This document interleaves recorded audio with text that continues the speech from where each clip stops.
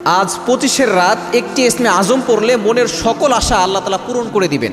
চমৎকার একটি দোয়ার কথা নবীজি সাল্লাল্লাহু আলাইহি ওয়াসাল্লাম নিজে জানিয়ে দিয়েছেন। এটা তিরমিজি শরীফের হাদিস, আবু দাউদ শরীফের হাদিস, যে এই ইসমে আজমটি একবার পড়বে আল্লাহ পাক রব্বুল আলামিন তার কপাল খুলে দিবেন, তার সকল আশাগুলো আল্লাহ তাআলা পূরণ করে দিবেন। আমরা অবশ্যই এই 25-এর রাতে এবং বেজর রাতগুলোতে আমরা লাইলাতুল কদর তালাশ করবো, কেননা যে ব্যক্তি লাইলাতুল কদর পেয়ে যাবে আল্লাহ পাক রব্বুল আলামিন তাকে দুনিয়া এবং আখিরাত উভয় জগতে সফলতা দান করবেন। সুতরাং লাইলাতুল কদর মিস করা যাবে না। প্রতি বেজর রাতগুলোতে আমরা ইবাদত করার চেষ্টা করব।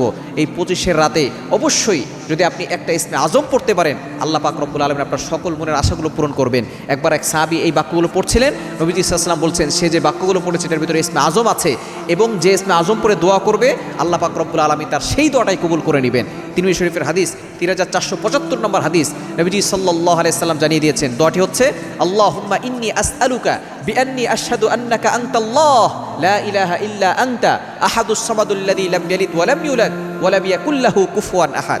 এটার ভিতরে কিন্তু সূরা ইখলাসের শেষের অংশটুকু আছে, তাই না? যেটা আপনি আমল করলে আল্লাহ পাক রব্বুল আলামিন আপনার যেই বিপদ আছে বিপদ দূর করবেন, অভাব দূর করবেন, কষ্ট দূর করবেন, মনের যত আশা আছে আকাঙ্ক্ষা আছে আল্লাহ পাক রব্বুল আলামিন সবগুলো পূরণ করে দিবেন। এই ইসমে আজমটা পড়ার আগে এবং পরে দুরূদ শরীফ পড়বেন, মাঝখানে ইসমে আজমটা একবার পড়বেন। আল্লাহুম্মা ইন্নী আসআলুকা বিআন্নী আশহাদু আন্নাকা আনতাল্লাহ লা ইলাহা ইল্লা আনতা আহাদুস সামাদুল্লাযী লাম ইয়ালিদ ওয়া লাম ইউলাদ ওয়া লাম ইয়াকুল লাহু কুফুয়ান আহাদ।